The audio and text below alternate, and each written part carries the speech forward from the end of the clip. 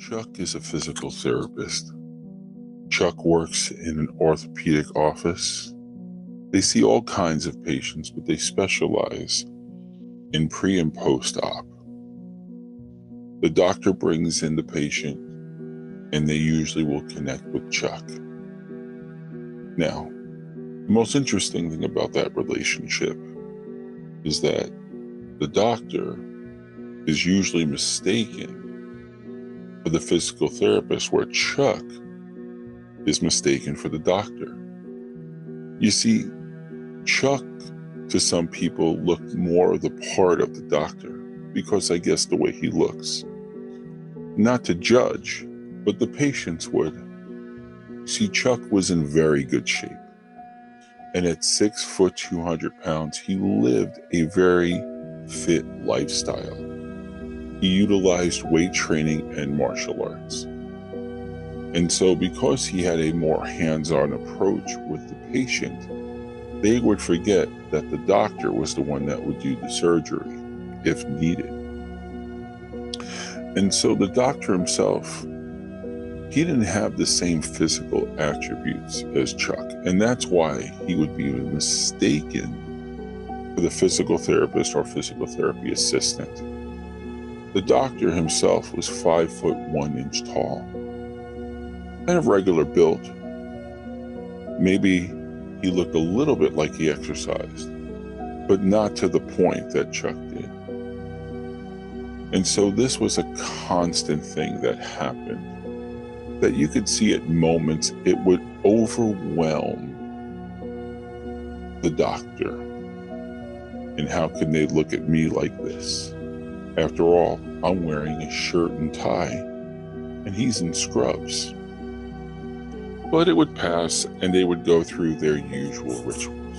So would it pass?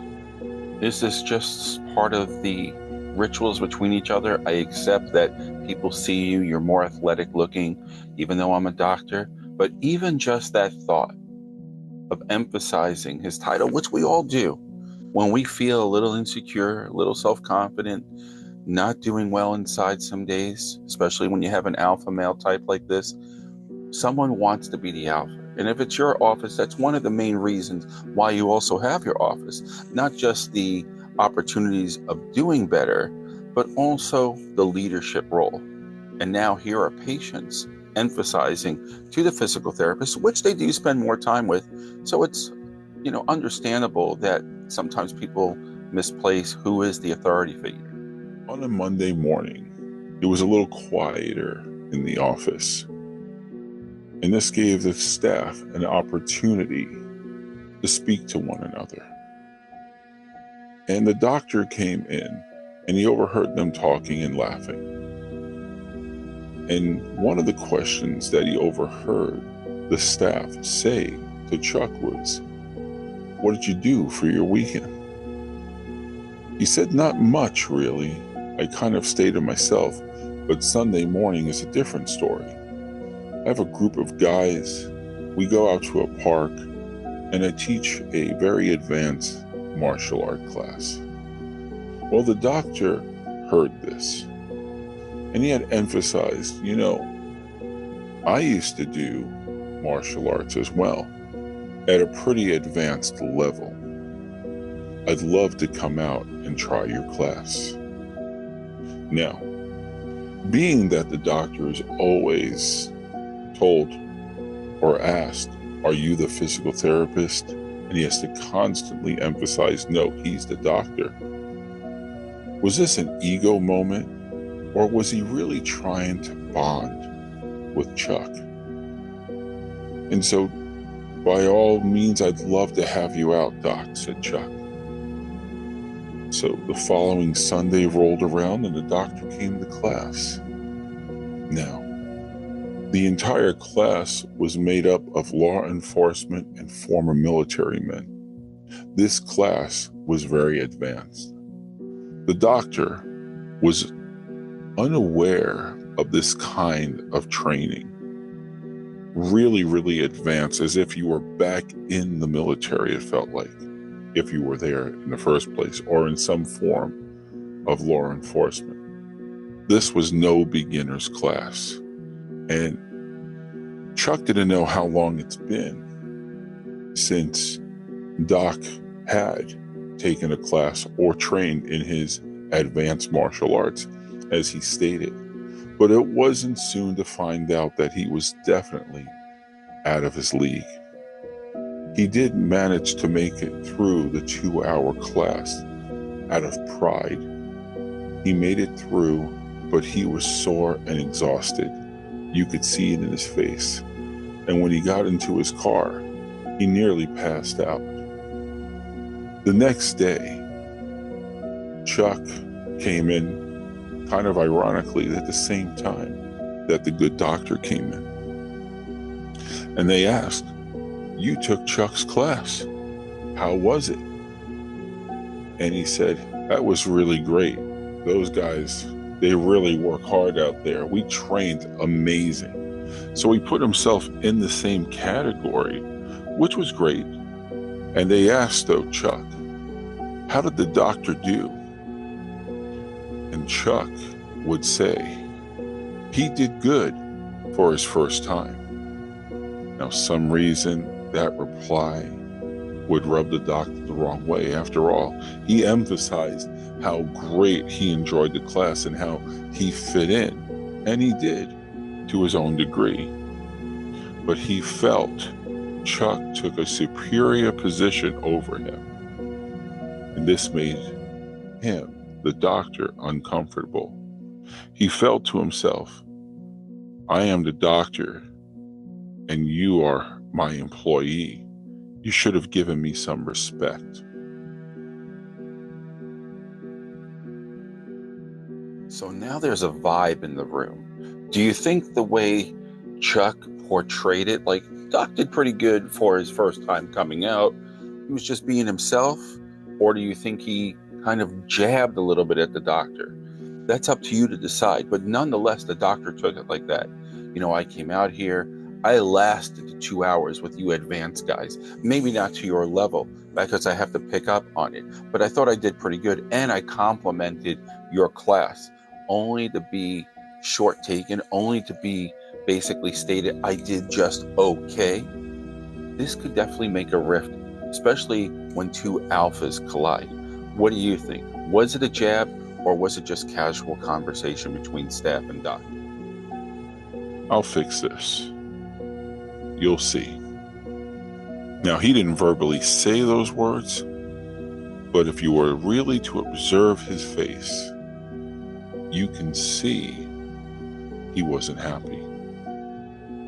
And so, what really showed that it was the face that went with the words in his head that maybe we shouldn't mind read, but in this case, it was spot on. Because all of a sudden, things in the office began to change for Chuck. You see, at first it started off small. Even though at this point, Chuck has worked for the doctor for about 1.5 years at this time. And during that time, the office ran very smoothly. Nothing was ever a problem. Each patient was required to get a progress note and the exercises that the doc would recommend for their injury. But at this point, the doctor came up to Chuck and said, "Don't forget to make the notes. Make sure they're correct. I don't want any problems or slacking here." Now, this puzzled Chuck because this was never stressed before. And now the doctor would mention this not just at that moment, but several times a week. And Chuck was like, "Is there a problem with the note?" And he said, "No, I just want to make sure that you are doing it the correct way. These insurance companies, they don't want to see the same note after each therapy. They want to see a change. So I hope you're doing that, Chuck." So Chuck smiled and nodded and just looked confused. This was something that also would escalate to even more things, to take credit away or to change things for Chuck, because he would be with patients, stretching them, exercising them, and the doctor would observe him and stare and stare. And then he would motion as if he was about to walk away. And you could almost see Chuck breathe a sigh of relief, and then he would turn around and he would critique the exercise that the patient was doing. What exactly are you building here? What exactly are you stretching here? Are you sure that's the right foundation for this? All of these routines that were never criticized before, all of a sudden, are now being corrected. And this has become a daily practice, Chuck noticed. This, again, would confuse him. He would go home, Chuck, and tell his wife, I don't know what the problem is with me these days, but the doctor seems to be critiquing everything that I'm doing. And she would ask, do you think he's firing you? Do you think that's why he's doing this? I don't know for sure. I don't know what's going on. Every time, though, out of a 5-day week, this would happen 4 days out of the week. And so his wife would say, I'm sure it's nothing. Maybe he's just going through a moment. And Chuck would say, yeah, I guess that's it. I hope that's it. And so he would continue to do his work. And then he heard one day that the doctor had a seminar and that he wouldn't be coming in that week. So at least Chuck said to himself, well, at least I won't be criticized this week. Then the staff would call Chuck to come to the front and say, call on line 2. And it would be the doctor. And he would say, just because I'm not there doesn't mean that I'm not observing you, that I'm not checking in. You better make sure those notes are accurate. And you better make sure those patient exercises are correct and that they're comfortable. Again, things that I normally never had a problem of doing. Did someone complain about me? Is that what this is? Is the patient uncomfortable?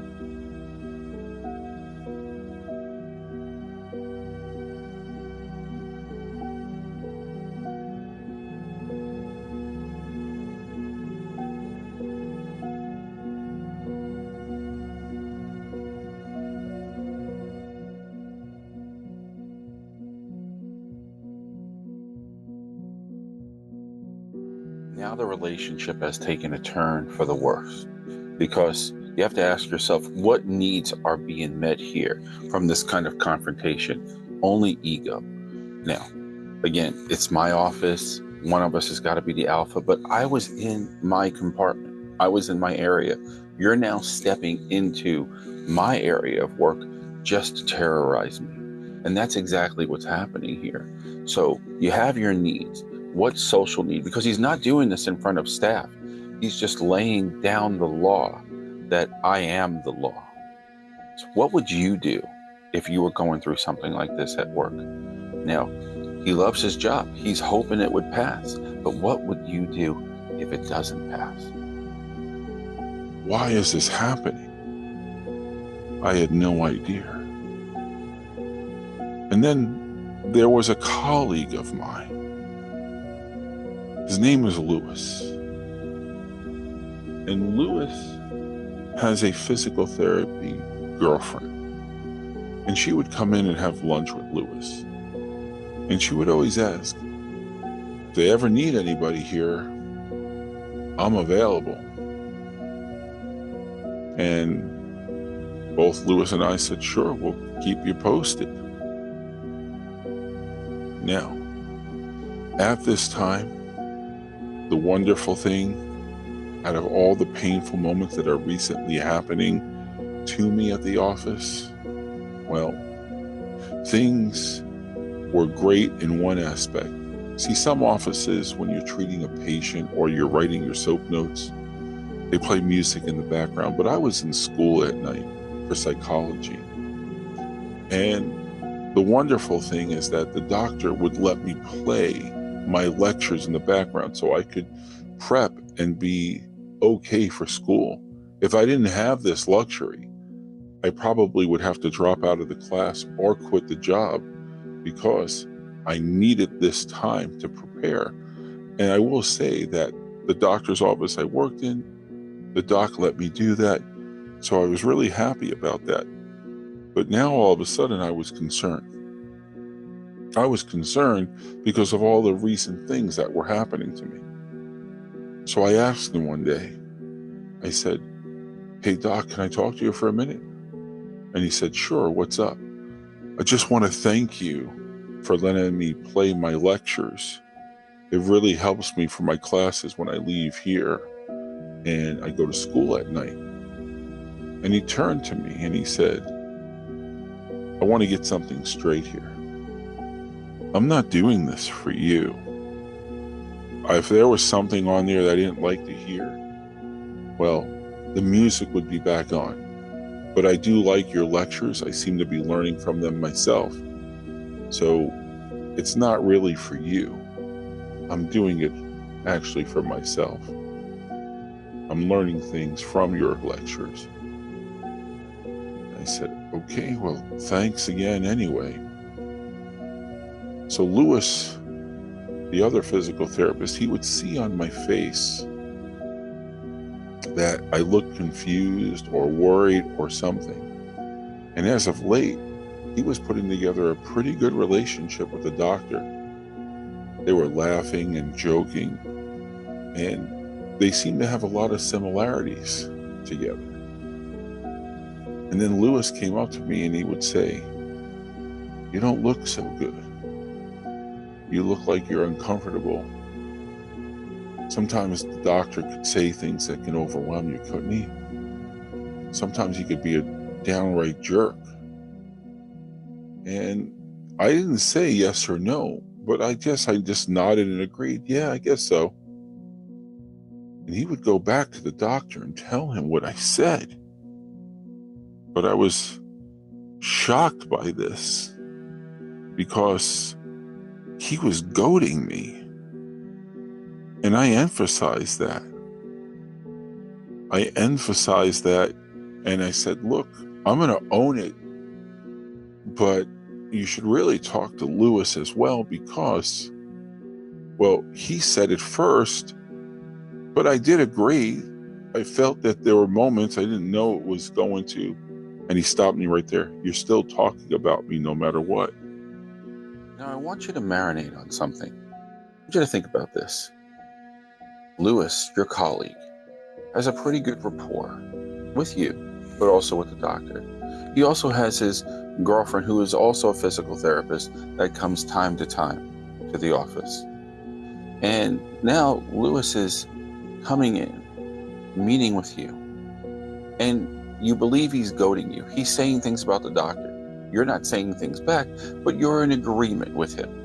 He then goes back to the doctor and he says, "By the way, Chuck said this and Chuck said that." And now the doctor confronts you. Was there a benefit for Lewis to do this? I want you to think about that. Why all of a sudden would you do that unless there was some form of benefit? Now, he was so caught in his head, Chuck, that he's not seeing the possibilities of him, Lewis, and possibly his girlfriend benefiting from your demise at the job. I want you to think about that. What is your take on that? Place it in the comments. And he said, "We'll discuss this at a later time. I have some thinking to do." I couldn't believe what was happening. My wife could see it all over my face. She said, "I have a feeling you better prep yourself. You better start preparing for something. I think something's coming." I didn't know what to think. I didn't know what to feel. And then it happened. I got through that week, and the following week, the doctor called me in. And he said, I'm cutting your hours. Now, I worked 50 hours a week at that office. Said, I'm cutting your hours to 25 hours a week, and I'm giving the other 25 hours to Lewis's girlfriend, Rachel. I didn't know what to say. I was shocked. It was as if I hit a wall, and I didn't see the writing, or I didn't want to see the writing on the wall. And I heard my wife's voice. You better begin to look for a position elsewhere. And so I did. And after 5 years of terror, the nightmare was over. I found another position. I got out of there before it took me out, in a sense that I had no job. And then after starting the new job, I started my new career. And I was out of that business for good. My new career, my new life, but I still had agony.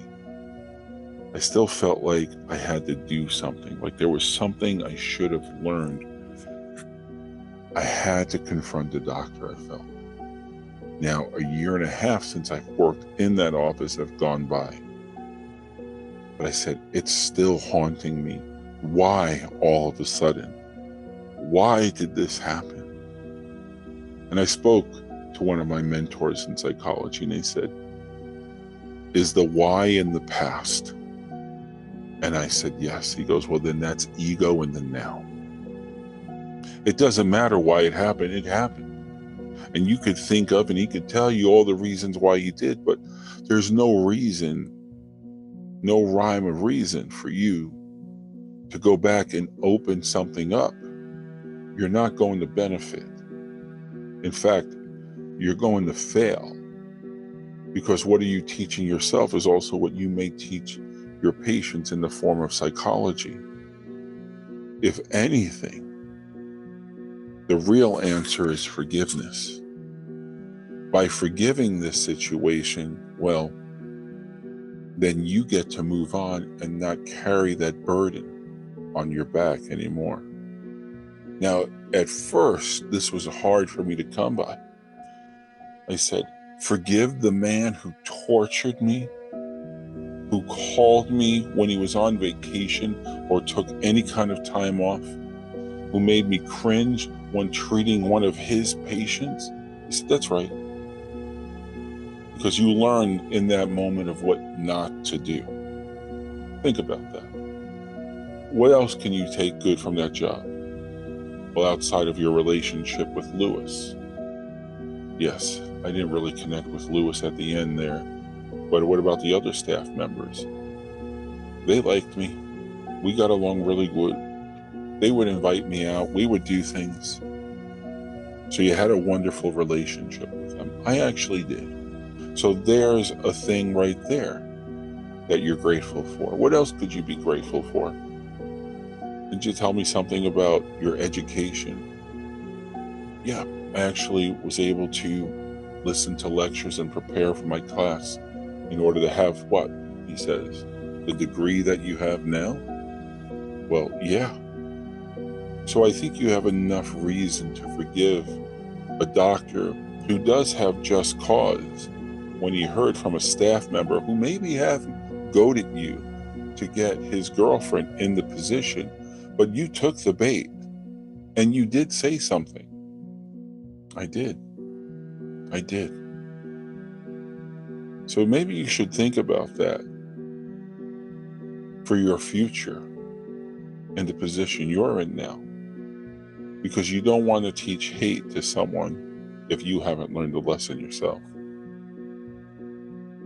And so those words were right. And after 1.5 years, I went back to the office and I walked in, and the entire staff was there except for the doctor at the moment. And they were all happy to see me. And they said, so what's new? How's things going? Things are great. I just wanted to see how everybody was doing and wanted to catch up on a few things. And I was also hoping to speak to the doc. Well, he should be here any moment. And just as the staff had said that, the doctor walked in. And he was surprised to see me because he didn't know why I was there. You see, there's no more leverage over me at this point. I no longer work there. I don't get a paycheck from him. So you could see his mind at work. It was as if he'd seen a ghost. And so out of curiosity, he goes, "Oh, you're just saying hi to the staff?" Something like that. I actually came by also because I'd like to talk to you, if that's okay. And he looked at me and he said, "Well, I'm sure if you have anything you'd like to say, you could stay in front of them, couldn't you?" At this point, you couldn't even imagine the energy in the room. You could hear a pin drop. And I said, "Well, I really would like to talk to you, but I would like to talk to you in your office." Again, the office froze. You could literally feel from the doctor his anxiety, and I guess the staff seen it too. So he said, "Okay, let's head over to my office." Now I can understand his anxiety and why he would feel, because a part of him knows he was a bully to me. And now I am in there and he wants to speak to me. So he took a big lead in getting to his office. And as he came into his office, I slowly followed behind and I closed the door. And as I closed the door, he made sure to get between the desk, so it was between the two of us. And as I got closer, I didn't say words at first. I just circled my way around, and I could feel his hands make a fist, not because of aggression or he wanted to hurt me, just I think it was more protection for himself, to gather himself, because he didn't know what to expect. And as I got closer, very gently and slowly, I opened my arms and I gave him the biggest hug. And I could feel his contraction of his body soften. I think it was more shock than anything. And I said to him as I was giving him a hug, "I came here to say thank you." He was surprised. And then I stepped away. I wasn't there to fight him. I said, "I came to thank you. I thank you for everything you had taught me, what I've learned here, and what I am taking with me, and especially being able to listen to my seminars to help me move forward. That's why I'm here. I want you to know that I did appreciate you then, and I appreciate you now." You could hear his body make the sound of relief. And then he said, "Well, I'm glad I could be of assistance, because I know I was tough on you, but I was tough on you for a reason. Because I know and I knew that you had it in you to succeed." So we shook hands, we made our peace, and I said goodbye to everyone and I left. And as I was walking, I questioned the sincerity of his last statement. And I asked you, do you believe the doctor knew Chuck's potential? Or did he say it just to be in the moment? I'll leave that up to you. They say money is the root to all evil, but I think you can put right up there ego. If Chuck didn't speak to his mentor about forgiveness, how would or could that meeting have gone? Would he have been vindictive? You made me feel, you made me do, you made me act. You see, you're still giving that person power. You're still giving them control, because you're going to continue to carry it with you. Carry it with you through your whole life, and it's going to affect every aspect of any relationship you have, whether it's work, love, any part of your life, because you're still letting that person control you even while you leave that position, which was for Chuck. So the best thing that his mentor, that now he'll take with him forever, is to know forgiveness is the key. Maybe you don't have to forget, but forgiveness is the key to letting something go. Because once your brain acknowledges that you forgave it, it no longer keeps it in your mental Rolodex. It's like we can move on and put that behind us now rather than thinking of triggers to control what we once went through. So I hope this was helpful for you. Thank you again for watching. And please, again, subscribe, like, share, and comment. Until the next time, have a great day or evening wherever you are.